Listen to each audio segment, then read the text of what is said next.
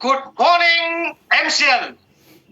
नमस्कार दोस्तों, मैं मंगेश शेलार आपका होस्ट आज के इस एमसीएल ट्रेनिंग सेशन में आप सभी का तहे दिल से स्वागत करता हूं और आशा करता हूं कि आप सभी स्वस्थ और मस्त हैं। दोस्तों, आप सभी को दीपावली की हार्दिक शुभकामनाएं। दीपावली को दीपोत्सव भी कहा जाता है। दीपोत्सव का मतलब है दीपों का त्योहार, जो अंधकार पर प्रकाश का, अन्याय पर न्याय का और बुराई पर अच्छाई का प्रतीक है। दोस्तों, आज मुझे ये दिल से लग रहा है कि आने वाली ये जो दिवाली है, ये दिवाली समस्त एमसीएल परिवार में खुशियों की भरमार लाएगी। और ये सब मैं बस आपका दिल रखने के लिए नहीं कह रहा, इसके पीछे कुछ रीजंस है, कुछ लॉजिक है। दोस्तों, पिछले 2 दशकों से एमसीएल के प्रमोटर्स ने भारत को ईंधन के क्षेत्र में स्वयं पूर्ण बनाने का और भारत की अर्थव्यवस्था को मजबूत बनाने का सपना देखा और उसे पूरा करने के लिए हर मुमकिन कोशिश की। और फिर वही सपना, वही लक्ष्य उन्होंने हमें सौंपा, जिसे पूरा करने के लिए आप सभी ने ग्राम स्तर पर कड़ी मेहनत की। इस सफर के दौरान कई बार कई चैलेंजेस आए, कई फेलियर्स का सामना करना पड़ा और कई बार अपमान का कड़वा घूंट भी पीना पड़ा। इसके बावजूद एमसीएल परिवार कभी रुका नहीं, झुका नहीं, हार नहीं मानी। और यह होती है एकता की ताकत, जिसकी बदौलत आज भारत के कई तालुकाओं में एमसीएनजी के प्रोजेक्ट्स का काम जोर शोर से शुरू हुए और एमकोल के कई प्रोजेक्ट्स आज कई तालुकाओं में लग चुके हैं। दोस्तों, किसी भी देश की अर्थव्यवस्था का मजबूतीकरण अगर करना हो तो वहां के आम लोगों का सक्षमीकरण जरूरी है। और दोस्तों, एमसीएल कुकिंग सिस्टम इसका एक बेहतरीन रास्ता है, जिसके तहत हम हर गांव के हर घर में पहुंच पाएंगे, विनाशकारी एलपीजी को एमकोल से रिप्लेस कर पाएंगे और प्रदूषण से आप धरती मां को बचा पाएंगे। दोस्तों, कामयाबी की ओर हमने पहला कदम बढ़ा चुके हैं और इस कामयाबी के लिए हमारे पास कई सारे शॉर्टकट्स अवेलेबल थे, लेकिन इसके बावजूद एमसीएल ने इस कठिन रास्ते को अपनाया, क्योंकि आजादी के साथ बिना समझौता किए एमसीएल फिर एक बार इस देश में स्वराज्य की स्थापना करने के लिए कटिबद्ध है। दोस्तों, ये कहना जितना आसान है उतना ही इसे निभाना मुश्किल है। तो चलिए जानते हैं इन कठिनाइयों को और आसान कैसे बनाया जाए आज के इस सेशन से, जो है revolution to make India great again episode 13। लेकिन इसके पहले चंद महत्वपूर्ण बातें आज के इस वेबिनार के बारे में। दोस्तों, यह वेबिनार एक टेलीविजन प्रसारण की तरह है, जिसमें आप सभी मुझे देख और सुन सकते हैं, लेकिन मैं आपको देख नहीं सकता। आप सभी से यह रिक्वेस्ट है कि कृपया अपना अपना इंटरनेट कनेक्शन चेक कर लें, अपने साथ एक पानी की बोतल, नोटपैड और पेन रखें। और एक जरूरी सूचना, दोस्तों, चैट बॉक्स में दी गई लिंक के ऊपर जाकर आपका फीडबैक हमारे साथ शेयर करना ना भूलिएगा। तो चलिए आगे बढ़ते हैं हमारे एमसीएल के प्रोजेक्ट्स वीडियो के साथ।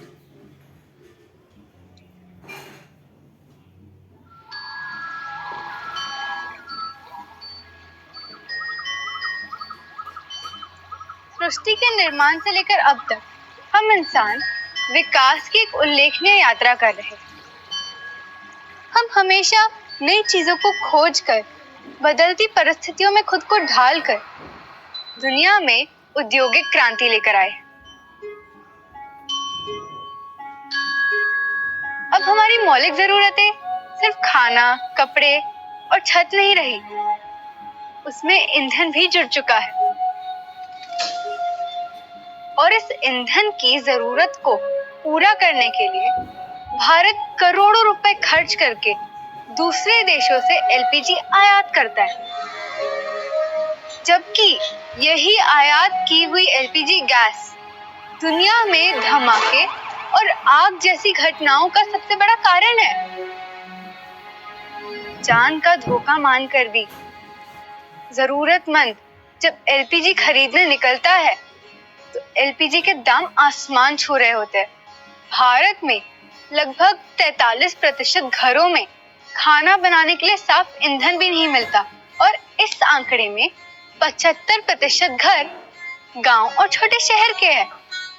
इसलिए जरूरतमंद प्रकृति का सहारा लेते हैं, लकड़ी का इस्तेमाल ईंधन के रूप में करते हैं। पर लकड़ी का इस्तेमाल करके खाना बनाने वाली हमारी माँ और बहन उस लकड़ी के हानिकारक धुएं का शिकार बन जाती है। उन्हें आंखों में खिंचाव, श्वसन समस्याएं, दमा और फेफड़ों के संक्रमण जैसी बीमारियों का सामना करना पड़ता है। हमारी माँ ने भी इन सारी परेशानियों का डट के सामना किया है और इन बीमारियों से लड़ते देखना हमारे लिए भी बहुत मुश्किल था।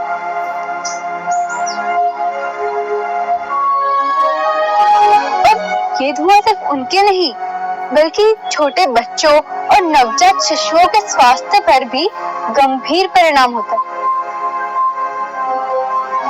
आईपीसीसी के रिपोर्ट्स के अनुसार पिछले दशक में पेड़ों को काटने से लगभग 40% ग्लोबल वार्मिंग का कारण रही है।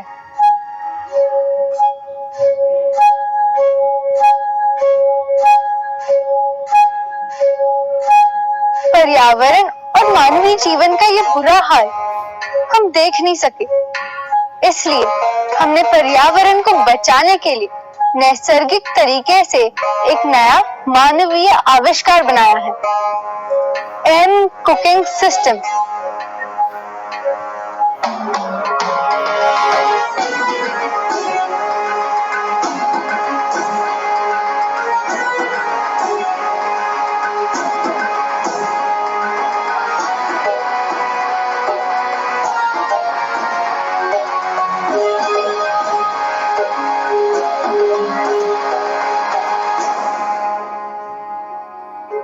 MCL का एम कुकिंग सिस्टम दुनिया का सबसे सुरक्षित और भरोसेमंद ईंधन है।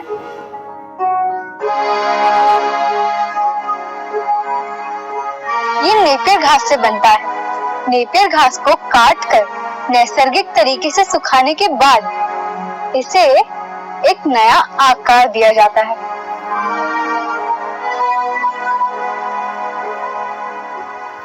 अब ये एम कुकिंग सिस्टम एलपीजी का स्थान लेने के लिए पूरी तरह सक्षम है। ये एलपीजी से सस्ता है। इसे इस्तेमाल करना बहुत आसान है। इसके इस्तेमाल से बहुत कम धुआं उत्पन्न होता है, जिससे घर के महिलाओं का स्वास्थ्य हमेशा अच्छा रहता है। इसमें सल्फर वायु नहीं होती, इसलिए इसके इस्तेमाल से पर्यावरण को कोई हानि नहीं पहुंचती। इसकी खेती से गांव के किसानों को पैसे और युवाओं को रोजगार के नए अवसर मिलते हैं। एमसीएल के इस्तेमाल से हमारा भारत देश ईंधन के क्षेत्र में आत्मनिर्भर बन सकता है।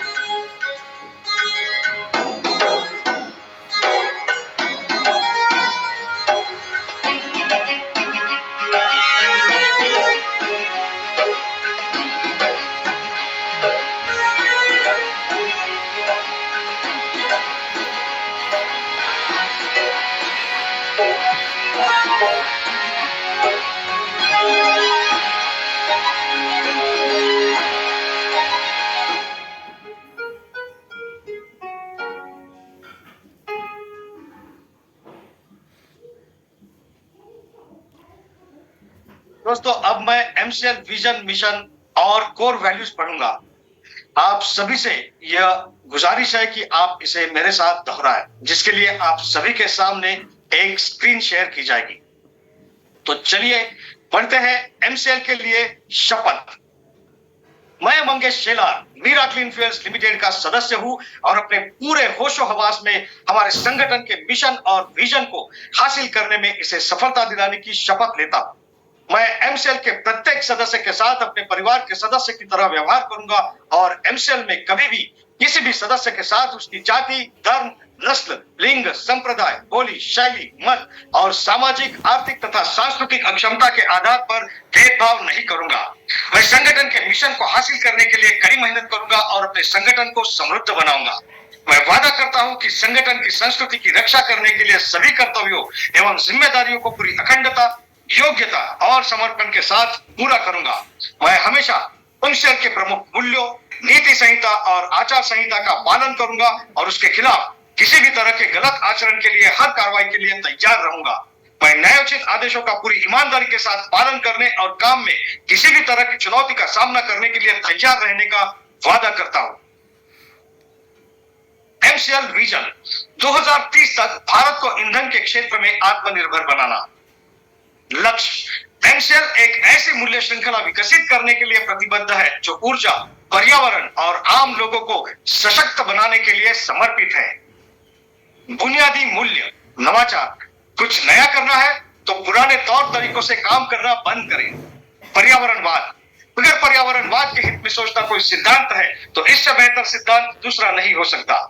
देशभक्ति, यह केवल भावना की बात नहीं बल्कि अपने देशवासियों की सेवा करने की योग्यता की बात है। नैतिक आचार संहिता, निष्ठा, सब अपने व्यवसायों में निष्पक्ष, ईमानदार, पारदर्शी रहेंगे और हम केवल सही काम करेंगे, भले ही कोई भी आसपास न हो। जिम्मेदारी, हमें जो काम सौंपा गया है उसके लिए हम 100% उत्तरदायी होंगे। साथ ही हम अपने ग्राहक, कर्मचारी, सदस्य, पूर्तिकार और समुदाय सहित सभी हितधारकों के प्रति उत्तरदायी होंगे। अनुराग, हम हर कार्य को मन लगाकर पूरे ध्यान के साथ करेंगे ताकि हमारे उत्पादन, हमारे नवीनीकरण, हमारे परिचालन और व्यवसाय के काम में सबसे ऊंचा मानदंड और गुणवत्ता का पालन हो सके।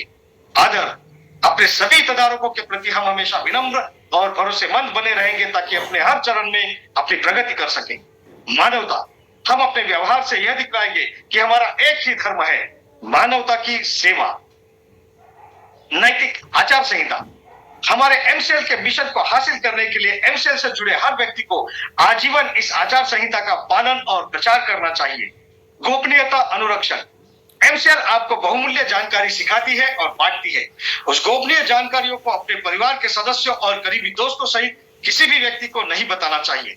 आपको जो डिजाइन, ड्राइंग और दस्तावेज बताए और दिए गए हैं उन्हें किसी भी व्यक्ति के साथ बांटने के लिए ईमेल न करें और न ही इसकी फोटोकॉपी तैयार करें। जितनी जल्दी हो सके घमंड करना छोड़ दे। हमेशा शांत, विनम्र और सभ्य बने रहे। आलोचना, बुराई और परिवाद करना बंद कर दे। एमसीएल समुदाय में किसी भी व्यक्ति के बारे में बुरी बात न करें। एमसीएल के हितधारकों के बीच हर तरह के आर्थिक व्यवहार को लेकर हमेशा पारदर्शी बने रहे।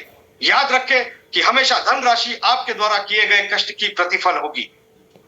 किसी भी प्रकार के प्रतिस्पर्धी कारोबार, एमएलएम, धर्म या राजनीति को बढ़ावा देने वाली बातों की हमारे समुदाय में बिल्कुल भी अनुमति नहीं है। समयनिष्ठा सफलता की कुंजी है। एमसीएल समुदाय द्वारा बुलाई गई हर बैठक के लिए सभी को समय पर उपस्थित रहना चाहिए। ज्येष्ठ और वरिष्ठ जनों के लिए आज्ञाकारी रहे। समुदाय के साथी सदस्यों, कनिष्ठों और महिलाओं की सुरक्षा करें। आपके साथ हर व्यक्ति को सुरक्षित महसूस होना चाहिए। वास्तविक और निष्ठावान प्रशंसा करें। हमेशा अपने आसपास के लोगों को उनके सकारात्मक गुणों की अन्वेषणा के माध्यम से प्रेरित करें और उन गुणों के बारे में सार्वजनिक रूप से प्रचार करें। समुदाय के साथी सदस्यों पर नजर रखें। यदि आपको कोई सदस्य नियमों का उल्लंघन करता हुआ नजर आता है तो कृपया इसे लिखित रूप से प्रशासन की जानकारी में लाने से न हिचकिचाएं। उल्लंघन करने वालों को सख्ती से दंडित, निलंबित, निष्कासित किया जाएगा। तो चलिए दोस्तों, अब हम आगे बढ़ते हैं हमारे आज के थॉट ऑफ द डे यानी कि आज के हमारे सुविचार की ओर। आज का हमारा सुविचार है, पहला कदम हमेशा सबसे कठिन होता है। जो एक कदम उठा लेता है वही सफल होता है। जी हाँ दोस्तों, सफल होना, कामयाबी चखना किसे पसंद नहीं होता, लेकिन इसके लिए पहल चंद मुट्ठी भर लोग ही कर पाते हैं और इसीलिए सफलता की सबसे ऊपरी मंजिल पर कुछ ही लोग पहुंच पाते हैं। भीड़ हमेशा नीचे होती है। और दोस्तों, हमारे आने वाले स्पीकर ने बायोफ्यूल इंडस्ट्री में सबसे पहले पहल की और इसीलिए वो कामयाबी की चोटियों पर पहुंच चुके हैं। So ladies and gentleman, let's welcome first mover and first doer, executive director of MCL, Miss Prachi Dhole. Thank you Mangesh sir. नमस्कार, एमसीएल परिवार में एक बार फिर से मैं आप सबका स्वागत करती हूँ और चलिए हम बढ़ते हैं आज के वेबिनार सेशन की ओर। आज की जो कहानी है वो कहानी है डे 0 की। तो आपको ये लगता होगा कि ये डे 0 क्या है और किसको ऐसा बोलते हैं जो यूनाइटेड नेशंस ने डिक्लेयर किया है कि ये डे 0 इन सिटीज के लिए हो सकता है। तो उसमें मैं आपको बताती हूँ कि पूरे दुनिया में ऐसी 2 ही जगह है जहाँ पे डे 0 डिक्लेयर हुआ था। नंबर 1 साउथ अफ्रीका का केप टाउन जहाँ पे डे 0 डिक्लेयर हुआ, और उसके बाद में भारत का चेन्नई जहाँ पे डे 0 डिक्लेयर हुआ और होके भी गया है। क्या होता है डे 0? डे 0 ऐसा दिन होता है जहाँ पे उस जगह पे कोई भी नल में पानी नहीं आता है, क्योंकि जितने भी रिजर्वायर्स वो जगह के लिए डिफाइन किए गए हैं वो सभी रिजर्वायर्स खाली हो जाते हैं। चेन्नई में जून 19 2019 में ऐसा सेम सिचुएशन थी कि वहां पे कोई भी नल में पानी नहीं था और जितने भी चेन्नई के रिजर्वायर्स है वो सब खत्म हो चुके थे। लेकिन ये कैसे हो सकता है कि एक जगह जहाँ पे कोई मौसम में बारिश के वजह से फ्लड आ जाता है, बाढ़ आ जाती है, लोग बह जाते हैं, और एक तरफ ऐसा दिन आता है जिस दिन उसके नल में पानी ही नहीं है। ऐसी जो सिचुएशन है ये बहुत ताज्जुब वाली बात है, और उसके लिए एक जो साइंटिस्ट है उन्होंने इसके ऊपर स्टडी किया, जो कि चेन्नई में उन्होंने ये दिन देखा और उन्होंने इसको समझा कि बहुत ही सिंपल कॉमन सेंस वाली चीज है जो हम ह्यूमन डेवलपमेंट की वजह से भूल चुके। हमें पूरे साल में पानी जो मिलता है वो मिलता है बारिश से, और अगर सिटीज में जो भी पानी आता है हम देखते हैं, हमने सिटीज को इस तरह से डेवलप किया है कि जब भी पानी आता है वो पूरे कंक्रीट के वजह से जमीन के अंदर जा ही नहीं सकता, जिसके वजह से हम उसको डालते हैं ड्रेनेज में, और वो ड्रेनेज निकलता है समुंदर में। यानी जो कुदरत ने हमें पानी दिया है, बारिश दिया है, वो हम एक जगह पे सिस्टमेटिकली कलेक्ट कर रहे हैं और उसको फिर से समुंदर में भेज दे रहे। दूसरी एकदम जो बात है वो है रिसाइकलिंग। यानी जो हम पानी इस्तेमाल करते हैं अपने डे टू डे लाइफ में, उसमें सिर्फ 10% ब्लैक वाटर होता है और 90% जिसको हम ग्रे वाटर बोल सकते हैं, जिसको हम जिस तरीके से कुदरत नेचुरल तरीके से कोई भी पानी को फिल्टर करती है, हम उसको वैसा फिल्टर करें तो फिर से इस्तेमाल कर सकते हैं। इसमें अगर हम देखते हैं तो सॉल्यूशन एकदम सिंपल है।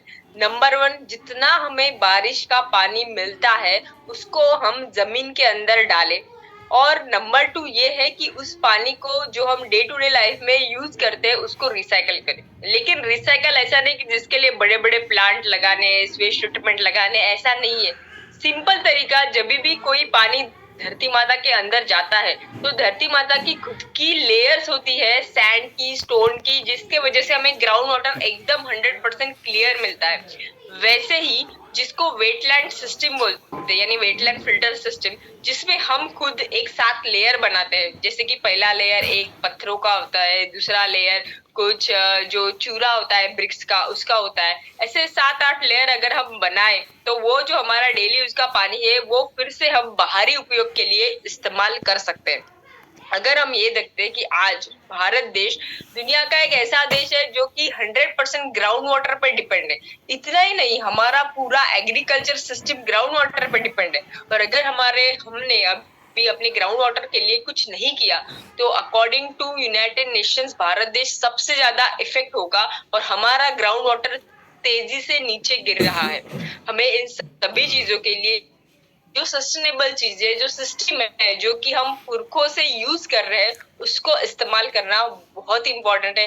ना कि बड़े बड़े प्रोजेक्ट जो कि सीवेज ट्रीटमेंट है, वाटर रिसाइकलिंग है, ये छोड़ के हमें अपने गांव में, हमारे सिटीज में इस पे ध्यान रखना होगा। और एमसीएल यही चाहती है।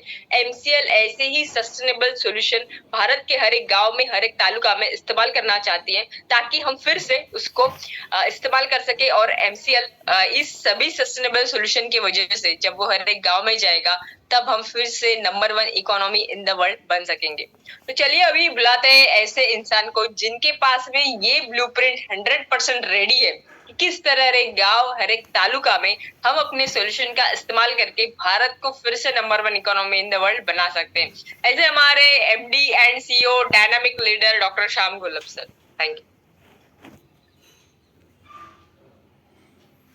Thank you madam. दोस्तों नमस्कार, मैं डॉक्टर श्याम गोलब फिर से एक बार आपका इस ट्रेनिंग सेशन में स्वागत करता हूं। मैं आशा करता हूं कि आप सभी लोग स्वस्थ हैं और आप अपने साथ अपने परिवार का, यानी घर का परिवार और एमसीएल परिवार दोनों का ख्याल रख रहे हैं।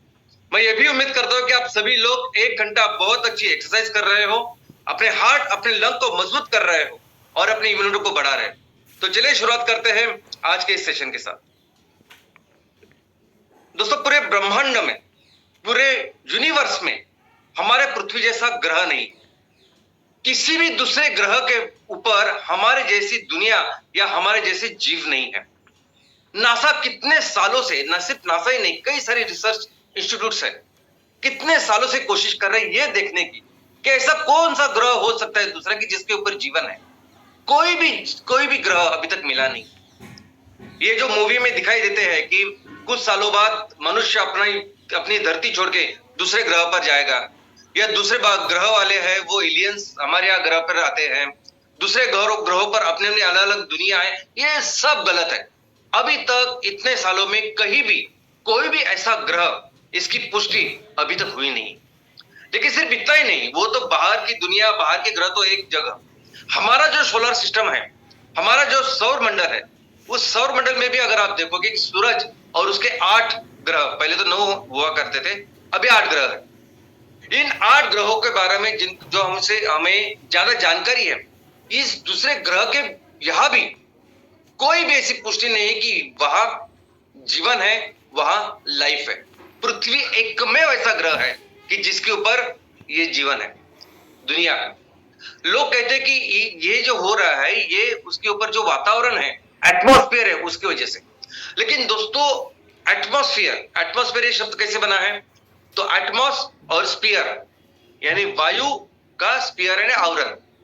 वैसे हम हिंदी में बोलते हैं वातावरण, वात यानी वायु और उसका आवरण। तो ये वातावरण जो है, एटमॉस्फेयर जो है, वो पृथ्वी के अलावा कई सारे ग्रहों पे है। एक्चुअली सभी जो ग्रह बने वो बने ही है वायु से, वो बने ही है हाइड्रोजन और हेलियम से। और यह वायु, पहले सब वायु थे और धीरे धीरे करके वो कूल होते गए और इस पे ग्रह में तब्दील होते गए। आज भी जो बाकी के सभी ग्रह हमको दिखाई देते हैं, उनका जो अपीयरेंस है, वो अपीयरेंस उनके ऊपर जो वायु का आवरण है उसकी वजह से है, उसकी वजह से वो ऐसे दिखते हैं। तो क्या ऐसी खास बात है हमारी पृथ्वी में कि जिसकी वजह से हमारी पृथ्वी के ऊपर ये दुनिया है? ये सभी जो बाकी के जो ग्रह है उनके ऊपर जो वायु है उसकी वजह से हमारी ये दुनिया कायम नहीं हो सकती, वहां जिंदगी की शुरुआत नहीं हो सकती। इन सभी सौर मंडल में, इन सभी ग्रहों के बीच में सिर्फ पृथ्वी ऐसा ग्रह है कि जिसके ऊपर ये दुनिया है, हर तरह के जीव है, और ये धरती माँ इन सबको सपोर्ट करती है। कौन सी वो चीज है कि जिसकी वजह से ये धरती, ये हमारी पृथ्वी इतनी स्पेशल है कि जिसके ऊपर दुनिया है? तो वो चीज यानी 2 चीज है कि जिसकी वजह से हमारी ये पृथ्वी, हमारी ये दुनिया बाकी के सभी ब्रह्मांड में जितने भी ग्रह हैं उनसे अलग है। सबसे पहले तो पानी, और पानी कैसे कि जिसको हम इस्तेमाल कर सकते हैं ऐसे स्वरूप में पानी, वो बर्फ में नहीं है, ये वो बाष्प में भी नहीं है, हम उसको इस्तेमाल कर सकते हैं ऐसे द्रवरूप अवस्था में पानी पृथ्वी के ऊपर है, वो एक है। और दूसरा सबसे महत्वपूर्ण कारण यानी हवा, एटमॉस्फेयर। दोस्तों, इसकी जो हवा है वो इस तरीके से कुदरत ने बनाई है, हमारे माँ ने बनाई है कि जिसकी वजह से हमारे इस पृथ्वी के ऊपर इतने सारे जीव, चाहे जमीन पे हो, आकाश में हो, पानी में हो, हर जीव का ख्याल ये वातावरण, ये एटमॉस्फेयर लेता है। ये स्पेशली ऐसी हवा हमारी कुदरत ने तैयार की है। लेकिन अगर आप देखोगे कि इस पृथ्वी की कैसे ये एटमॉस्फेयर पूरा हुआ, तो सबसे पहले जो अवस्था थी वो पृथ्वी की जो अवस्था बाकी के ग्रहों जैसे ही थी। पृथ्वी एक सिर्फ हाइड्रोजन और हेलियम, इन 2 गैसेस या वायु से बना था और जोर जोर से घूम रहा था सूरज के बहुत ही। और जैसे ही ये 2 वायु है, हेलियम और हाइड्रोजन, उसमें से हेलियम जैसे जैसे वो तपते गए, गर्म होते गए, वो आउटर करके वो स्पेस में चले गए, और धीरे धीरे करके बाद में पृथ्वी का जो टेम्परेचर है वो कम होता गया। फिर आई दूसरी अवस्था में जैसे जैसे पृथ्वी का जो आवरण है वो धीरे धीरे ठंड होता गया, और उसके बाद एक कवच का निर्माण हुआ, यानी जमीन का निर्माण हुआ। उस जमीन से कई सारे ज्वालामुखी का निर्माण हुआ, अंदर से बहुत सारे ज्वालामुखी आ रहे थे। उस ज्वालामुखी से वाष्प, कार्बन डाइऑक्साइड और अमोनिया, ये 3 चीजें बाहर निकलती थी। ये जो वाष्प इस ज्वालामुखी से बाहर निकला, यही से बना हमारे समुद्र। ये पूरा समुद्र जो बने इस ज्वालामुखी से निकले, जो वाष्प है उससे बने। जो कार्बन डाइऑक्साइड इससे निकला, वो कार्बन डाइऑक्साइड इस पानी में घुल गया, और जो अमोनिया था वो अमोनिया सूरज की किरणों में इसका विघटन होके उससे नाइट्रोजन बना। अभी ये जो कार्बन जो पानी में घुला, इस कार्बन से ही अपने इस दुनिया में, इस धरती के ऊपर पहले जीव की शुरुआत हुई। दोस्तों, सबसे पहला जो जीव है वो इस कार्बन डाइऑक्साइड से कार्बन लेके तैयार हुआ है, जो बैक्टीरिया था। धीरे धीरे करके ऐसे बैक्टीरिया, फिर छोटी वनस्पति, एक पेशीय वनस्पति करके करके वनस्पति की शुरुआत हुई इस पानी में। और ये वनस्पति ने क्या किया कि जो भी हवा में कार्बन डाइऑक्साइड था वो कार्बन डाइऑक्साइड लिया और ऑक्सीजन निकाला, और इस तरह हमारी इस हवा में ऑक्सीजन का निर्माण हुआ। ऑक्सीजन इतनी ज्यादा क्वांटिटी में तैयार हुआ और इसी ऑक्सीजन के साथ फिर कई सारे प्राणियों का निर्माण हुआ। तो आज जो अवस्था हमारे सामने है, जो एटमॉस्फेयर हमारे सामने है,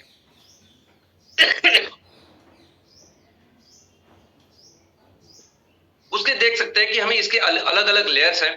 अलग अलग लेयर्स का अपना अलग अलग कंट्रीब्यूशन है, अलग अलग अपना कार्य है, जिसकी वजह से इस दुनिया को वो सपोर्ट करते हैं। दोस्तों, हमारी जो धरती माँ है, ये हमारी जो कुदरत है, मदर नेचर है, ये इतनी स्पेशल है। यानी पूरे ब्रह्मांड में एक तो एक पृथ्वी एकमेव ऐसा ग्रह है कि जिसमें दुनिया है, और इसने हर जीव का ख्याल रखा है। करोड़ों जीव है इसमें, लेकिन हर जीव का ख्याल रखा है। अभी देखिए कितनी स्पेशल बात है कि ये सभी जीव एक दूसरे के साथ सहजीवन में रहते, परस्पर पूरक ऐसी अवस्था में रहते। सभी जो वनस्पति है वो क्या करते हैं, तो कार्बन डाइऑक्साइड लेते हैं और ऑक्सीजन छोड़ते हैं। और सभी जो एनिमल्स है, जो प्राणी, वो क्या करते हैं, तो ऑक्सीजन लेते हैं और कार्बन डाइऑक्साइड छोड़ते हैं। इतना सुंदर संतुलन हमारे इस माँ ने इस धरती के ऊपर कायम किया है। और ये आज से नहीं, पिछले करोड़ों सालों से है। पिछले 350 करोड़ सालों से आज इस धरती के ऊपर अलग अलग तरह के जीव हैं, और इस हर तरह का जीव का ख्याल रखने के लिए हमारी माँ ने, हमारी इस कुदरत ने उस स्पेशल हवा का, वातावरण का निर्माण किया है। ये जो स्पेशल हमारा वातावरण है, ये स्पेशल हमारा एटमॉस्फेयर है, यही पृथ्वी को इस यूनिवर्स में बाकी सभी ग्रहों से अलग, स्पेशल ऐसे बनाता है। लेकिन अभी दुख भरी बात यह है कि इन करोड़ों जीवों में से एक जीव जो अभी अभी आया है, ये मनुष्य, इस पूरे ये जो अवस्था है, ये जो स्थिति बनाई है धरती माँ ने करोड़ों सालों से, और जिसकी वजह से करोड़ों जीवों का ख्याल वो रखती आ रही है, उसको नष्ट करता जा रहा है। साइंटिस्ट की माने तो जितने जीव इस धरती के ऊपर है, जो हमें ज्ञात है, वो लगभग 1 करोड़ अलग अलग जीव है। उस 1 करोड़ जीवों में से एक जीव है मनुष्य। लेकिन साइंटिस्ट बोलते हैं कि ये जो 1 करोड़ जीव है, ये 20% भी नहीं है।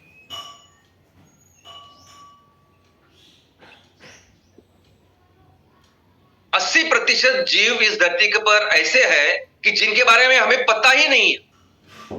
इतने करोड़ जीव हैं, लेकिन आज मनुष्य ने ऐसा काम किया है, इतना बड़ा पाप, इतना बड़ा अपराध किया है कि जिसकी वजह से आज हर दिन, यानी हमारा अनुमान है, हो सकता है ज्यादा हो इससे, 150 से लेके 200 जीव हमेशा के लिए ये पृथ्वी, ये उनका घर छोड़ के चले जा रहे हैं। और वो अपराध कोई है, कुछ है, तो वो सबसे बड़ा अपराध इस दुनिया को तबाह करने का है, वो है वायु प्रदूषण।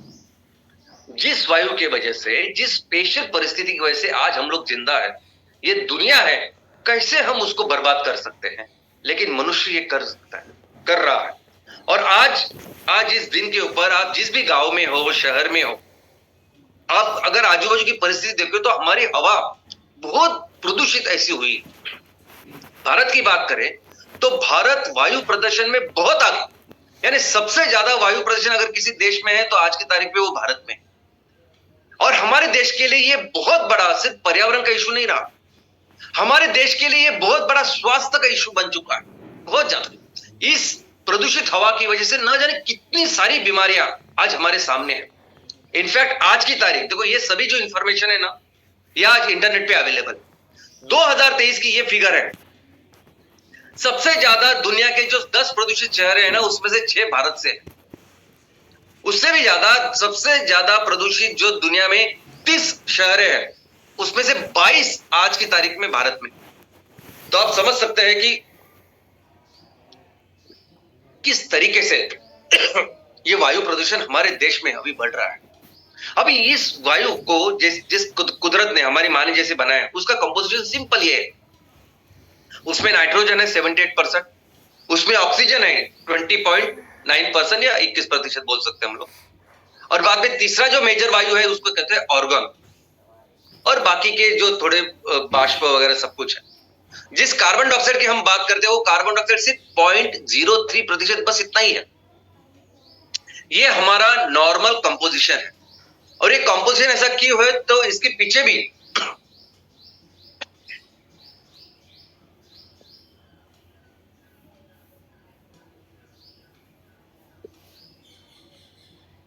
भी कारण है।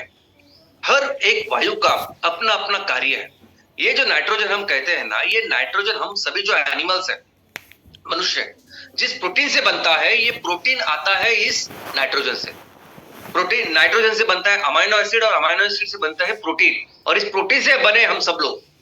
ये वनस्पति जो सूरज की रोशनी लेके अपना खाना बनाती है, वो केमिकल सोलर जो एनर्जी है वो केमिकल एनर्जी में कन्वर्ट करती है, और वो खाना खा के हम सब लोग जिंदा है। हम सबको जो एनर्जी मिलती है उस वनस्पति से मिलती है। वो जो जिसकी वजह से करती है वो क्लोरोफिल बनता है इस नाइट्रोजन की वजह से। इतना जरूरी है नाइट्रोजन हमारी पूरी संस्था में। और ऑक्सीजन की अगर बात करें तो ऑक्सीजन का जो कॉन्सेंट्रेशन हमारे हवा में है वो बहुत सही है, इतना ही होना चाहिए। अगर ये ऑक्सीजन बहुत ज्यादा बढ़े तो भी वो सही नहीं है, तो उससे ऑक्सीजन टॉक्सिसिटी हो सकती है। इनफैक्ट कोई पेशेंट अगर हॉस्पिटल में एडमिट होता है और उसको जब ऑक्सीजन की नलिका देती है तो इसका मतलब 100% ऑक्सीजन नहीं देते उसे। 100% ऑक्सीजन बिल्कुल नहीं चाहिए, जितना चाहिए धरती माँ अच्छी तरीके से वो उसका ख्याल हवा में रख रही है। दोस्तों, हम सभी ने मिलके, मनुष्य ने मिलके इस हवा की गुणवत्ता कितनी अच्छी है कितनी बुरी है ये देखने के लिए एक निर्देशांक तैयार किया है। हवा गुणवत्ता निर्देशांक, जिसे इंग्लिश में कहेंगे एयर क्वालिटी इंडेक्स, AQI। और पूरे दुनिया में सभी देशों में इसका उपयोग किया जाता है। लेकिन सबसे इंपॉर्टेंट बात यह है कि ये जो हवा का निर्देशांक है, ये निर्देशांक ये नहीं देखता कि नाइट्रोजन कितना है, ऑक्सीजन कितना है, ऑर्गन कितना है। ये बहुत अच्छी तरीके से हमारी माँ, हमारी प्रकृति, ये बहुत अच्छी तरीके से इसका ख्याल रखती है। और आज से नहीं, करोड़ों साल से ना। ये निर्देशांक क्या देखता है? ये निर्देशांक वो चीजें देखता है जो मनुष्य के पापों के वजह से बढ़ रहा है। और इसका जो निर्देशांक है ना, वो 0 से लेके 500 तक है। आगे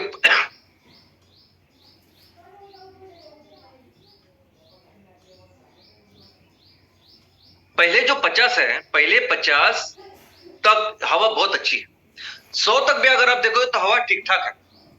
लेकिन जैसे 100 के ऊपर चली जाती है, 150 तक जो निर्देशांक है, 100 से 150, तो वो जो ऑलरेडी प्रभावित यानी बीमारी वगैरह लोग हैं वो ज्यादा बीमार हो सकते हैं। लेकिन 150 से आगे जैसे ही हवा जाती है तो वैसे जैसे मुझे अभी आज खांसी हो रही है, हो सकती है। ये सब कुछ जो हो रहा है ना, ये एक्चुअली हमारे देश में कई सारे प्रदेशों में चल रहा है। और हमारे यहाँ से 150 नहीं, 200, 300, 400, इनफैक्ट दिल्ली के तो ऐसी परिस्थिति है कि वो 500 यानी जो हाईएस्ट पॉसिबल है, सबसे ज्यादा सीवियर, सबसे ज्यादा खतरनाक हवा का निर्देशांक वहां पहुंच चुका था। दोस्तों, ये निर्देशांक किसकी वजह से है? तो निर्देशांक अगर आप देखोगे तो उसमें कुछ इंडिकेटर्स है। सबसे पहले है पार्टिकुलर मैटर्स यानी धूलिकण, 10 माइक्रो वाला धूलिकण और 2.5 माइक्रो वाला धूलिकण। उसके बाद है nitrogen dioxide, ozone, carbon monoxide, sulphur और लेड। और आप देख सकते हैं कि आइडियली कुछ नहीं होना चाहिए या थोड़ा होना चाहिए। जो थोड़ा भी अगर हुआ तो हमारी जो व्यवस्था है उसकी वजह से वो अपने आप रिसाइकल हो। बहुत सारी बायोलॉजिकल एक्टिविटी है, मनुष्य की एक्टिविटी, उससे भी उसकी वजह से ये सब चीजें आनी चाहिए, ठीक है।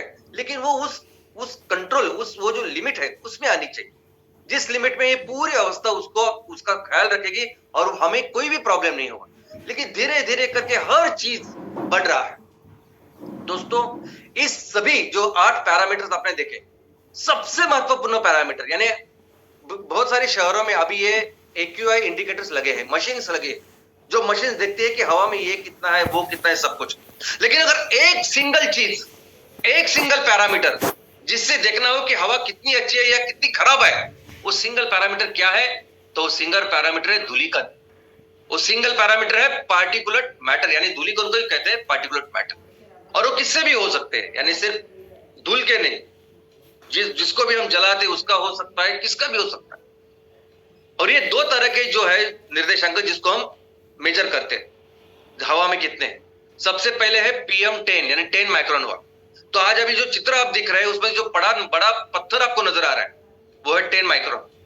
छोटा जो पत्थर लेफ्ट साइड में आपको नजर आ रहा है वो है 2.5 माइक्रोन।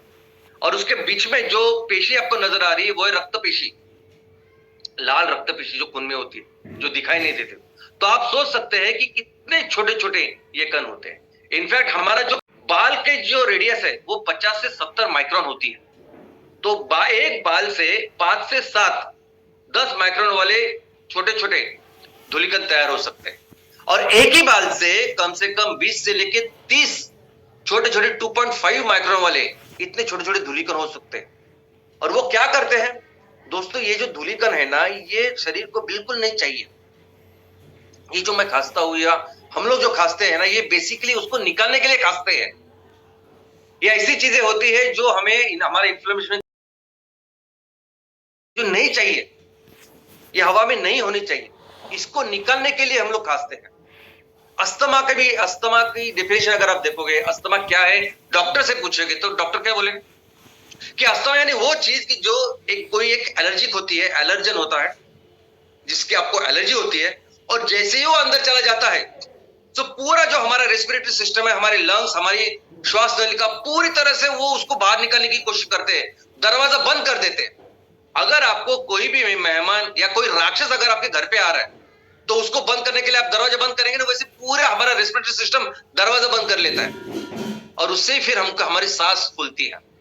और आज हमारी हवा में इतने सारे प्रदूषित चीजें बन चुकी है कि ये अस्थमा की शुरुआत बच्चों से चालू हो रही है। दोस्तों, COPD यानी क्रोनिक ऑब्स्ट्रक्टिव पल्मोनरी डिसीजेस, यानी इतना इस हवा में प्रदूषण है कि बार बार यानी पूरे साल भर खांसी रहती। पूरे साल भर ऐसे पेशेंट का अगर आप एक्सरे निकालोगे तो आप देखोगे कि सभी जो उसके जो छोटे छोटे श्वास नलिका है वो अकुंचित हो चुकी है और उसमें उसके वॉल में एडिमा आया है, यानी सूजन आई है। पहले ऐसा होता था कि जो गिरनी में काम करते थे, जो गिरनी में कपास के साथ, कॉटन के साथ काम करते थे, 20-30 साल के बाद फिर उनको वो होता था कि 20-30 साल के बाद वो बार बार वो धुले हो जाने के बाद, वो कॉटन का छोटी छोटी चीजें जाने की वजह से उनको COPD होता था, क्रोनिक ऑब्स्ट्रक्टिव पल्मोनरी डिसीज जिसे बोलते हैं, बार बार खांसी आना, ये सब होता था। लेकिन आज ऐसे सभी लोगों को कॉमन हो चुकी है ये बात, और इसका एक ही कारण है और वो है इस हवा का प्रदूषण, और वो है पार्टिकुलेट मैटर, छोटे छोटे का। लेकिन इससे भी ज्यादा भयानक है ये मैंने जो आपको बताया सिर्फ लंग तक जो सीमित है, और लंग की जो प्रॉब्लम होती है वो PM10 से होती है। लेकिन इससे कई गुना खतरनाक है PM2.5, यानी इससे बहुत छोटे धूलिकण जो 2.5 माइक्रोन के होते हैं। और वो क्या करते हैं दोस्तों, ये इतने छोटे होते हैं कि हमारी जो हवा आती है, हम ऑक्सीजन लेते हैं और धीरे धीरे करते ये लंग में, इस फेफड़ों में एक छोटी सी कैपिलरी होती है, एक छोटा ऐसा बलून जैसा शेप होता है जिसको एल्वेओलाई हम कहते हैं। इसमें हवा का एक्सचेंज होता है, यानी खून बहुत सारी कैपिलरीज होती है, ब्लड वेसल्स होती है, और इससे जो खून बहता है वो अपना कार्बन डाइऑक्साइड देता है और ऑक्सीजन लेता है। ऐसी पूरी व्यवस्था इसमें होती है जो कुदरत ने की है। और ये इतने छोटे पार्टिकल होते हैं कि जैसे वो ऑक्सीजन के साथ वो भी पार्टिकल खून में चले जाते हैं। और ये 2.5 माइक्रोन और उसके छोटे, ये सभी फिर पूरे ब्लड के साथ पूरे शरीर में फैलते हैं, यानी हमारे मेंदू से लेके, किडनी से लेके, हार्ट से लेके हर चीज में जाके जाते हैं। फिर वो प्लास्टिक हो सकता है, फिर वो बायोमास हो सकता है, सब कुछ हो सकता है। और फिर बीमारियां क्या होगी, फिर इस वायु प्रदूषण की वजह से दोस्तों आज लोगों को पैरालिसिस आ रहे हैं, लोगों को हार्ट अटैक आ रहे हैं, लोगों को लंग कैंसर, डायबिटीज, कितनी सारी चीजें आ रही है। और ये सिर्फ शारीरिक नहीं, मानसिक भी आ रही है। इसलिए बहुत खतरनाक है ये 2.5। और दोस्तों कहां से आते, ये 10 या 2.5 माइक्रोन, यानी सबसे महत्वपूर्ण नंबर 1 अगर इसका कोई सोर्स है तो वो है फॉसिल फ्यूल। ये जो फ्यूल, ये जो ईंधन, जीवाश्म ईंधन जो हम जलाते हैं, वो नंबर 1 कारण है इन सब चीज का। और सबसे प्रॉब्लम क्या है कि ये ईंधन ना पूरी तरह से जलता ही नहीं। डीजल, पेट्रोल से लेके हमारा यानी सभी फॉसिल फ्यूल का नंबर 1 दुश्मन, सबसे बड़ा दुश्मन पूरी दुनिया में अगर कोई है तो वो है कोयला। जिस तरह से आप खदानों से वो निकलते हैं ना, वहां से लेके कोयला का जो ट्रांसपोर्टेशन होता है, जो लॉजिस्टिक होता है, वहां से लेके जलाने तक। और हमारे देश में तो ये परिस्थिति है, हमारे देश में जो कोयला हम लोग इस्तेमाल करते हैं ना, और एक तो हम पूरी दुनिया का 12% कोयला हम लोग इस्तेमाल करते हैं, भारत देश इस्तेमाल करते हैं। और हमारे यहाँ जो कोयला इस्तेमाल होता है वो जलता कम है और राख ज्यादा छोड़ता है, 40% लिग्नाइट कोयला है, वो बहुत कम कैलोरीफिक वैल्यू है उसकी। यानी हर दिन 21 लाख टन हम लोग कोयला इस्तेमाल करते, तो 8 से 9 लाख टन तो सिर्फ राख तैयार होती है, और ये इंपॉर्टेंट सोर्स है। और इसके बजाय उसके अलावा बायोमास बर्निंग है, कचरे को हम लोग जो बंद करते हैं वो है, और कई सारी चीजें। दूसरा है नाइट्रोजन डाइऑक्साइड। नाइट्रोजन डाइऑक्साइड का फिर जो सोर्स है वो पेट्रोल डीजल है, इसलिए रोड ट्रांसपोर्ट इज नंबर 1। बाद में है ओजोन। ओजोन भी आता है कहां से? इस नाइट्रोजन डाइऑक्साइड की वजह से। और जो भी फॉसिल फ्यूल हम लोग जलाते हैं उसकी वजह से जो वोलाटाइल ऑर्गेनिक कंपाउंड आते हैं उनका मिलके होता है ओजोन। Carbon monoxide. देखो दोस्तों, ये फ्यूल जो है ना, ईंधन, जीवाश्म ईंधन, ये जीवाश्म ईंधन अगर हम लोग पूरी तरह से जलाएंगे तो कार्बन डाइऑक्साइड तैयार होता है, लेकिन वो अगर इनकम्प्लीट जला तो कार्बन मोनोऑक्साइड तैयार होता है, जो बहुत खतरनाक होता है लंग के लिए। इनफैक्ट मैं आपको किसी दूसरे दिन बताऊंगा कि किस तरह से बायोफ्यूल बहुत बेटर है। हम जो MCL फ्यूल तैयार करेंगे वो पूरी तरह से जलते हैं, और ये जीवाश्म ईंधन का सबसे बड़ा प्रॉब्लम कि जलते ही नहीं पूरी तरह से, और इसके कई सारे परिणाम होते हैं जो हम देखेंगे आगे। सल्फर का तो अगर देखो, जो भी सल्फर आता है ना, मैक्सिमम आज की तारीख में सल्फर आता है सिर्फ और सिर्फ कोयले से। अमोनिया हम पूरा जो अभी केमिकल फार्मिंग कर रहे हैं, जो फर्टिलाइजर का इस्तेमाल करते हैं, मैक्सिमम उस फर्टिलाइजर की वजह से, उस तरह की फार्मिंग की वजह से आज अमोनिया बढ़ रहा है हवा में। और इस अमोनिया की वजह से भी सबसे बड़ा प्रॉब्लम यही होता है कि बहुत छोटे छोटे कण ये बनाता है। अमोनिया बहुत छोटे छोटे चीजें बना के, और वो कोई भी फॉसिल फ्यूल जब जलता है ना, उसके साथ मिलके फिर छोटे छोटे कण बना के फिर पूरे बॉडी में चला जाता है। लेड आता है पेट्रोकेमिकल के अलग अलग चीजों से, प्लम्बिंग हो, कॉस्मेटिक्स हो, कंबशन हो, ये सब अलग अलग पेट्रोकेमिकल जो हम लोग इस्तेमाल करते हैं ना, उससे आता है लेड। तो दोस्तों, ये अलग अलग तरह की चीजें है, यानी इसकी अगर आप इंफॉर्मेशन निकालोगे तो पूरी डिटेल इंफॉर्मेशन आपको नेट पे भी मिलेगी, और आजकल तो हर दिन पेपर में है। हर दिन पेपर में आप देखोगे कि आज किस तरह से आज हवा की गुणवत्ता है, और पूरे देश में है। लेकिन दिल्ली जैसा शहर, दोस्तों अभी कुछ दिनों में तो दिल्ली पूरी दुनिया का नंबर 1 पे था, सबसे ज्यादा प्रदूषित शहर पे नंबर 1 पे था दिल्ली। दिल्ली का निर्देशांक, AQI निर्देशांक 500 तक गया था। लेकिन जहां से 500 शुरू होता है ना, वो आंकड़े उससे कई ज्यादा थे, तो लोग कहते थे कि 700 हो गया, 1000 हो गया, यानी इतना दिल्ली प्रदूषित हो गया है। और उसकी वजह से, यानी आप विचार नहीं करेंगे, लेकिन स्कूलें बंद है, बच्चों को मना किया है कि आप निकलो मत बाहर।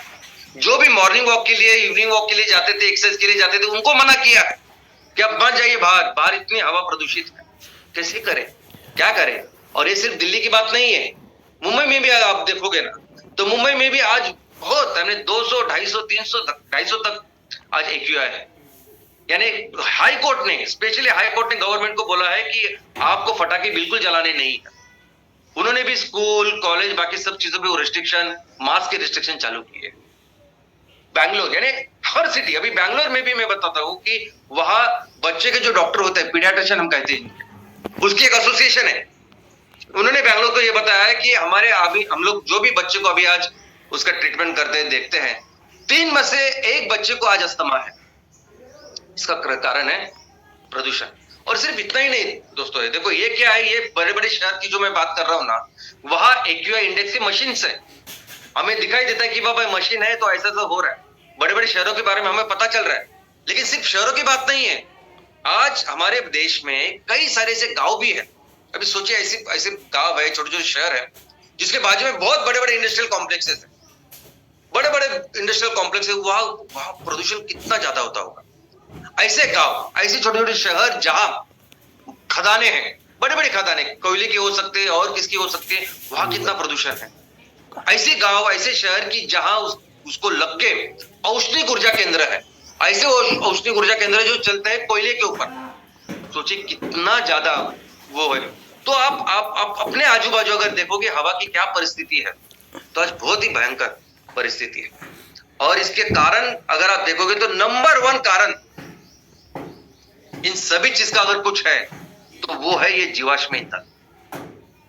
दोस्तों, जब जीवाश्म ईंधन निकालते हैं ना, जीवाश्म ईंधन का एक तो अर्थ क्या आप समझिए, जो धरती से, जो पत्थर के नीचे से जो हम लोग निकालते हैं ना जीवाश्म का, वो ईंधन, और जब उसको निकालते हैं तो उसके साथ कई सारी चीजें आती है ना। नहीं आना चाहिए उसमें लेड, नहीं आना चाहिए उसमें सल्फर, लेकिन आता है। और सिर्फ इतना नहीं, उसको निकालते समय जो चीजें होती है उससे कितना सारा प्रदूषण आज हम कर रहे हैं। दूसरा, ये जीवाश्म ईंधन पूरी तरह से जलते ही नहीं है। मैं डिटेल में बताऊंगा क्यों नहीं जलते ये पूरी तरह से और क्यों इतना प्रदूषण तैयार करते हैं। जो हमारे बायोफ्यूल्स का वैसे नहीं। और इसका सबसे बड़ा, अगर सबसे बड़ा दुश्मन कुछ है तो वो है कोयला।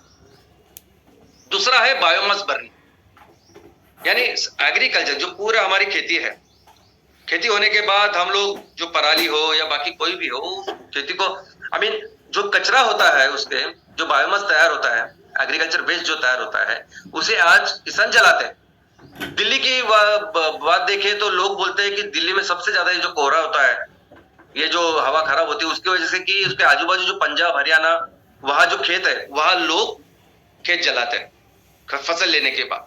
लेकिन वो तो सिर्फ सीजनल है, सिर्फ सीजन में होता है ना, रबी और खरीफ के बाद। लेकिन सिर्फ दिल्ली नहीं, आजू बाजू बहुत सारे पूरे भारत में इसको जलाया जाता है, और वो भी एक प्रमुख कारण है हमारी वायु प्रदूषण के लिए।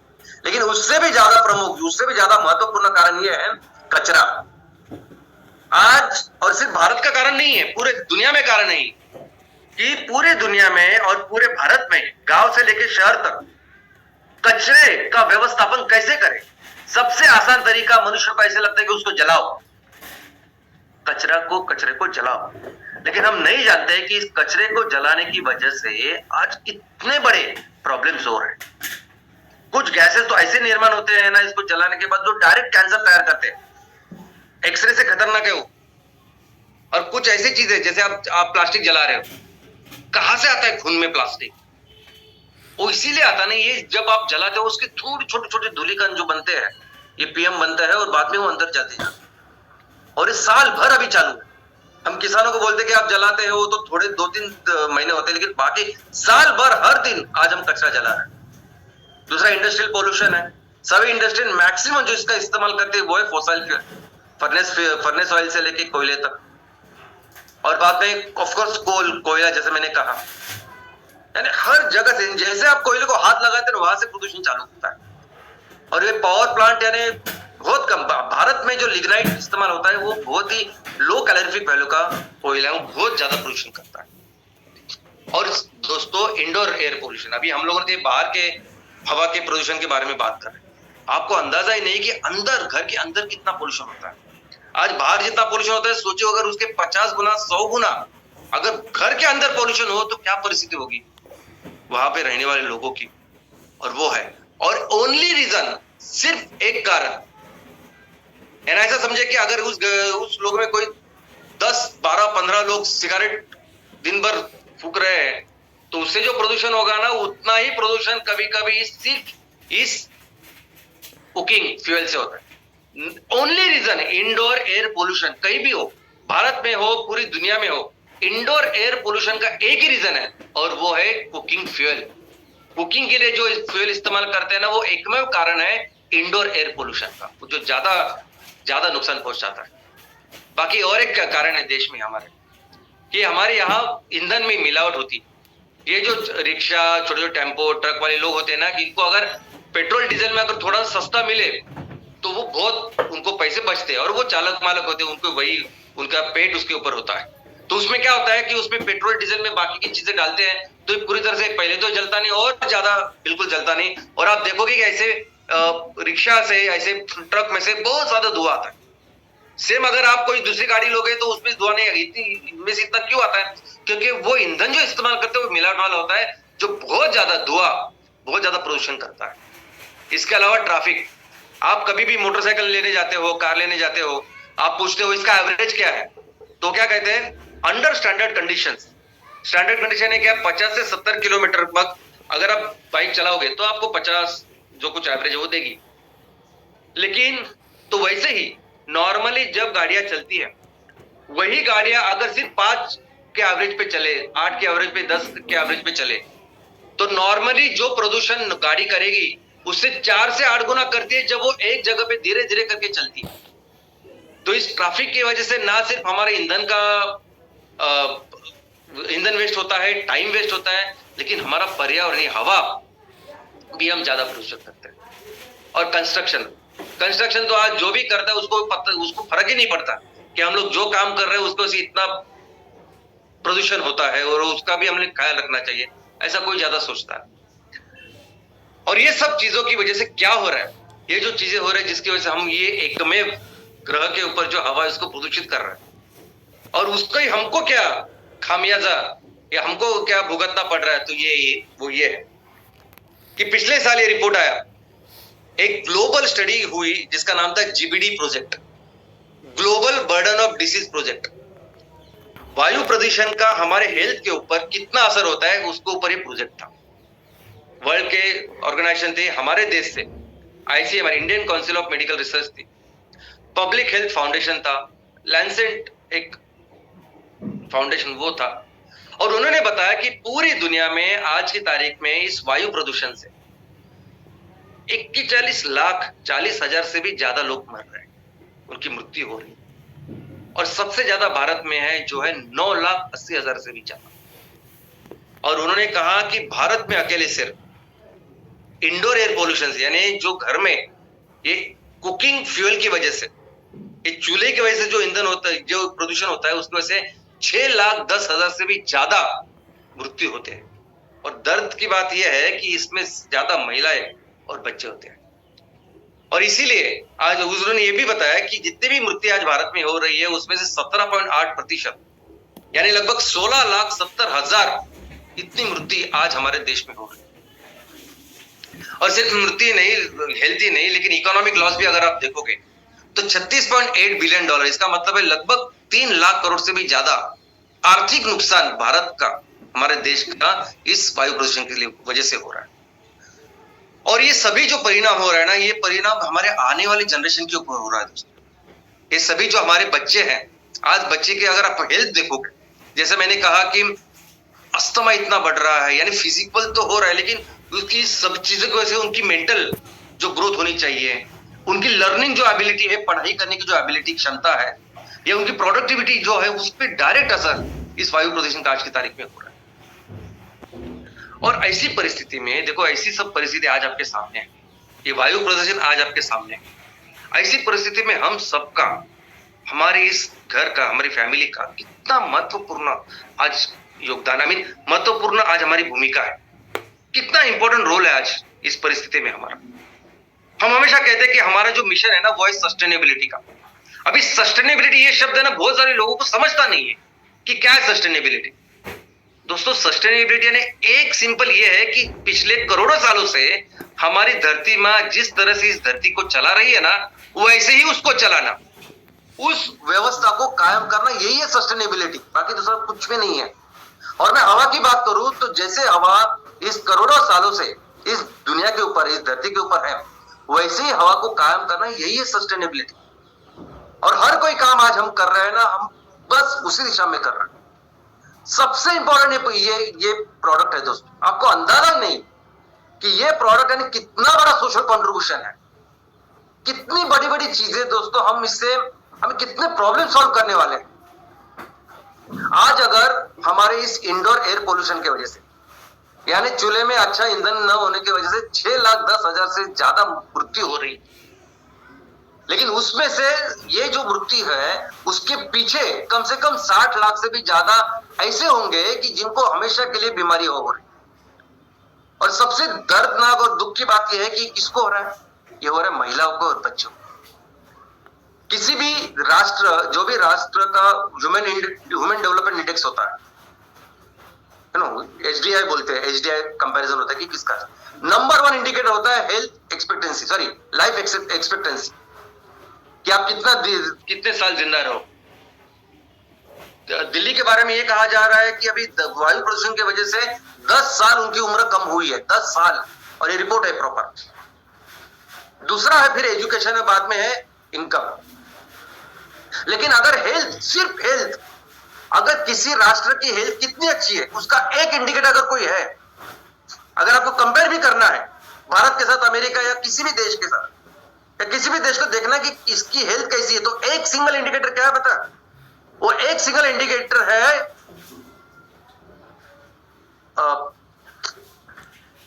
बच्चों की डेथ, चाइल्ड मॉर्टेलिटी। 5 साल तक जो बच्चे हैं उनकी कितनी मृत्यु होती है, 1 साल के भीतर जो बच्चे होते हैं उनकी कितनी मृत्यु होती है, ये एक सिंगल इंडिकेटर है। इसका कारण यह है कि अगर 5 साल के भीतर अगर किसी बच्चे की मृत्यु हो जाती है, इसका मतलब उसकी मां की भी तबीयत बिल्कुल अच्छी नहीं, और अगर मां की तबीयत अच्छी नहीं है, बच्चे की तबीयत अच्छी नहीं, तो परिवार की तबीयत अच्छी नहीं। तो सिंगल इंडिकेटर है। और आज की तारीख में ये जो हो रहा है, ये 6 लाख से भी ज्यादा जो आज मौतें हो रही है इनकी हो रही है। और इनको हम लोग पूरी तरह से एलिमिनेट कर सकते हैं हमारे इस प्रोडक्ट के साथ। ये इतना जरूरी है इसको करना, मन से करना। और सिर्फ ये बात नहीं, नेचुरल गैस की भी अगर बात करोगे ना, पूरी दुनिया में जो नेचुरल गैस आज बहुत ज्यादा वो इस्तेमाल कर रहे हैं, वो इस तरह का प्रदूषण करते, वो धुआं नहीं करता, वो नेचुरल गैस वो जलाने के बाद, लेकिन उसकी वजह से आज स्किन एलर्जी, स्किन कैंसर हो रहे हैं, लंग के कैंसर हो रहे हैं। और ये मैं नहीं कहता, वो अमेरिका, यूरोप जहां ये हो रहा है ना, उनके रिपोर्ट्स है। तो हमारे जो प्रोडक्ट्स है, हमारे ये प्रोडक्ट्स कितने सारे प्रॉब्लम्स सॉल्व कर सकते हैं।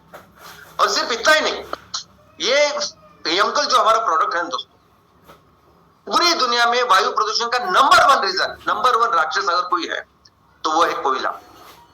और पूरी दुनिया इसके लिए, इसी के लिए पीछे है कि दुनिया से इस कोयले को हम हटा दें, इसका निर्मूलन करें। और ऐसी परिस्थिति में सबसे स्ट्रॉन्ग पोजीशन में अगर कोई संस्था पूरी दुनिया में, वो है एमसीएल।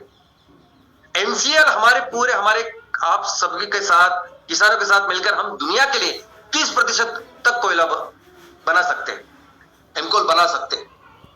और बाकी के सभी देश वगैरह है, उनके साथ कल जाके आप प्रोजेक्ट करोगे और उसके साथ मिलकर हम पूरी दुनिया के लिए ये पूरा सोल्यूशन दे सकते हैं। और आज कुछ दिनों से आपने सुना होगा कि एमसीएल बहुत जल्द दुनिया की सबसे बड़ी ऑर्गेनाइजेशन बनने वाली। पता है क्यों? क्योंकि इस कोयला निर्मूलन के लिए यूनाइटेड नेशंस, यूरोपियन यूनियन और कई सारी वित्तीय संस्था काम कर रही है। और उनके साथ मिलकर आने वाले दिनों में एमसीएल ये काम करेगी और इस कोयले का पूरी तरह से निर्मूलन करेगी। और उस प्रोसेस में एमसीएल दुनिया की नंबर 1 कंपनी बनेगी। दोस्तों, एमसीएनजी यानी जो भी लिक्विड फॉसिल फ्यूल है, पेट्रोल, डीजल, जेट फ्यूल, हर फ्यूल को रिप्लेस कर सकता है हमारा एमसीएनजी, केरोसिन तक। और मैन्युफैक्चरिंग यूनिट, यानी जहां भी हमारे आज फैक्ट्री है, आप देख सकते हैं कि वहां हम नेपियर गैस के साथ साथ हम बाकी का बायोमास भी लेते हैं। ड्राई बायोमास ही नहीं, वेट बायोमास भी लेते हैं। बाकी के कुछ लोग हैं, हो सकते हैं कि जो सिर्फ ड्राई बायोमास लेते हैं, लेकिन हम वेट बायोमास पे काम कर रहे हैं ना। हमारा जो नेपियर ग्रास है वो उसमें तो 80% तक पानी है, मॉइस्चर है, उसके ऊपर हम काम कर रहे हैं। तो जब हमारी तहसील में ये फैक्ट्रियां लगेगी ना, लोग क्यों जलाएंगे बायोमास को? उनको थोड़े से भी पैसे मिल रहे हैं। देखो, अगर किसी समस्या को अगर हमको पूरी तरह से निर्मूलन करना है तो उसमें कुछ इकोनॉमिक मूल्य कर दो। अभी जो हमारे घर में जो रद्दी आती है, पेपर जो हम लोग पढ़ते हैं, 1, 1.5, 2 महीना हम लोग रखते हैं और उसके बाद में उसको बेचते हैं, कितने पैसे हमें मिलते हैं, लेकिन फिर भी रखते हैं। आपको वो पेपर कभी कचरे में नहीं दिखेगा क्योंकि उसमें कुछ मूल्य है। वैसा ही वित्तीय मूल्य अगर हमने इस पे रखा तो कहीं भी कोई भी ये बायोमास नहीं चलाएगा। इसीलिए इस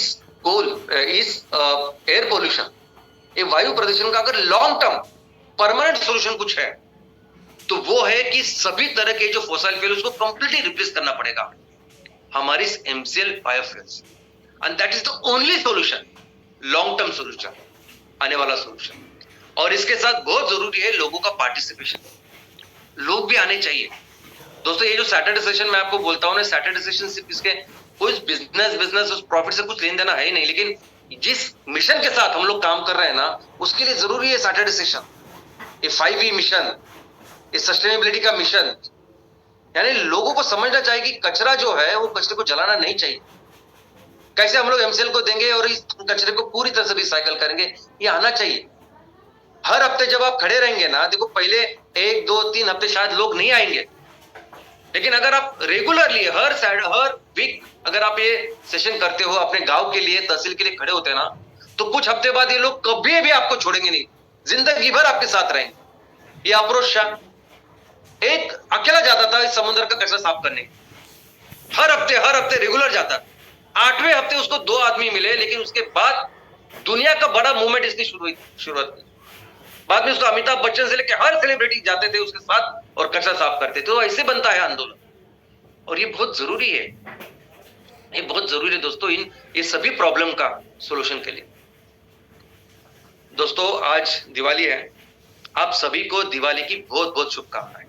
मैं प्रार्थना करता हूं कि ये दिवाली आप सभी के जिंदगी में, जीवन में बहुत सारी खुशियां लाए, बहुत सारी समृद्धि लाए। लेकिन दोस्तों दिवाली हो या कोई भी त्योहार हो, दिवाली हो, ईद हो, क्रिसमस हो, बैसाखी हो, कोई भी त्योहार हो, सबसे ज्यादा खुशियां भरा कब होगा? आप अपनों के साथ, परिवार के साथ सबसे ज्यादा खुशियां कब मना सकते हो? जब आपके पास पैसे हो। अगर हमें चाहिए कि हम बहुत बेहतर कोई भी त्योहार मनाए, तो जरूरी है कि हम उन लोगों को, यानी हमारे पास पैसे हो, हमारी आर्थिक परिस्थिति बेहतर हो।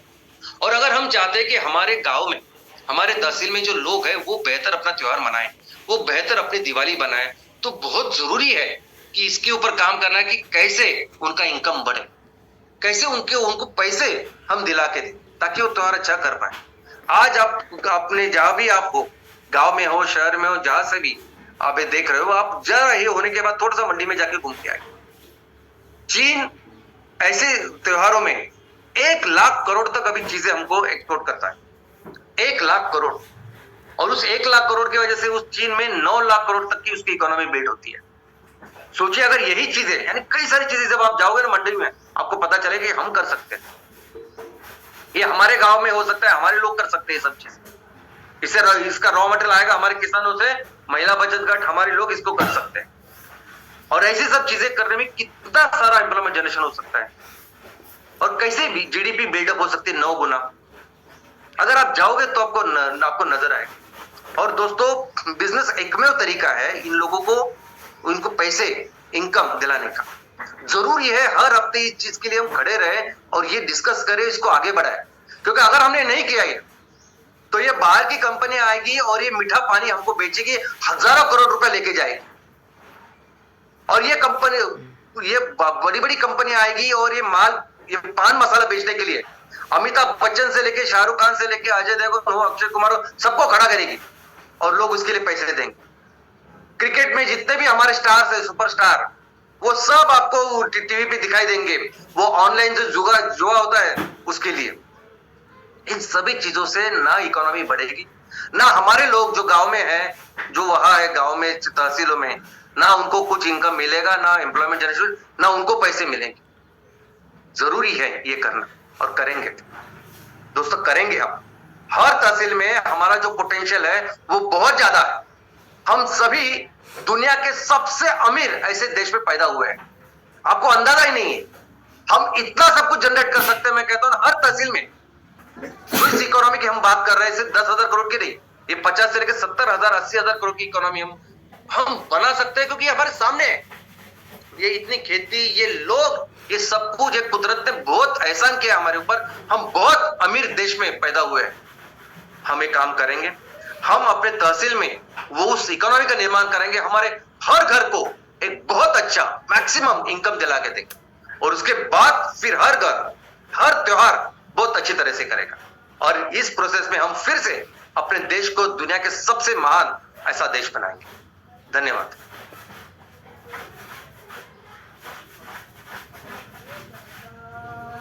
पूरे एमसीएल इंडिया परिवार को आज दीपावली की शुभकामना देते हुए फिर एक बार श्याम सर ने हर घर में भारतीय दीपोत्सव मनाने की बात की।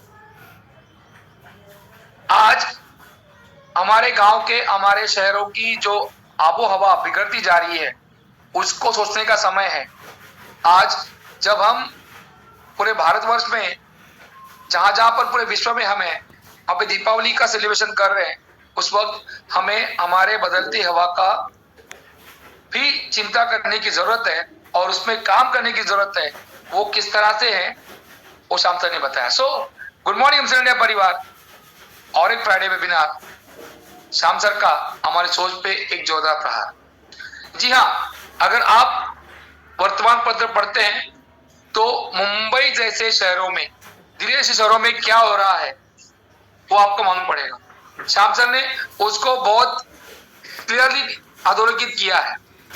बट क्या हम तो सोचेंगे, बट क्या हम इसके ऊपर परिणाम कारक सोल्यूशन निकालेंगे, बट क्या हम इसको अपनी मोरल डिस्पर समझेंगे, सवाल ये है।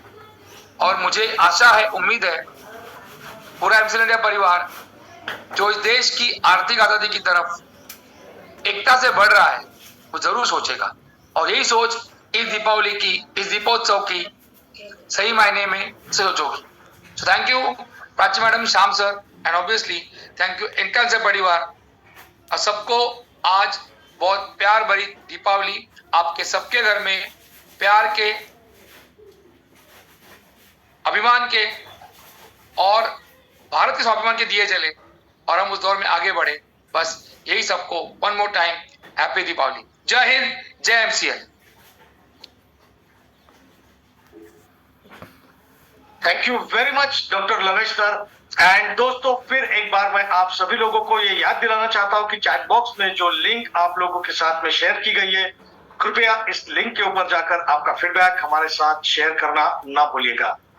साथ ही साथ अब मैं यहाँ पर धन्यवाद अदा करना चाहूंगा प्राची मैडम का, जिन्होंने आज हमें डे 0 क्या होता है ये बताया, और साथ ही साथ भारत एक दूसरा देश है जहां पर एक राज्य में ये डे 0 हमने इसे ऑलरेडी महसूस किया है, और वो संकट हमारे देश पर मंडरा रहा है और उसके लिए क्या करना चाहिए ये भी हमें बताया। Thank you very much Prachi madam. चलिए दोस्तों, आगे बढ़ते हैं और अब धन्यवाद अदा करते हैं उस इंसान का जिन्होंने ये कहा कि संपूर्ण वायुमंडल में पृथ्वी एकमेव ग्रह है जहां पर जीव है, लेकिन आज वो खतरे में है क्योंकि पोल्यूशन।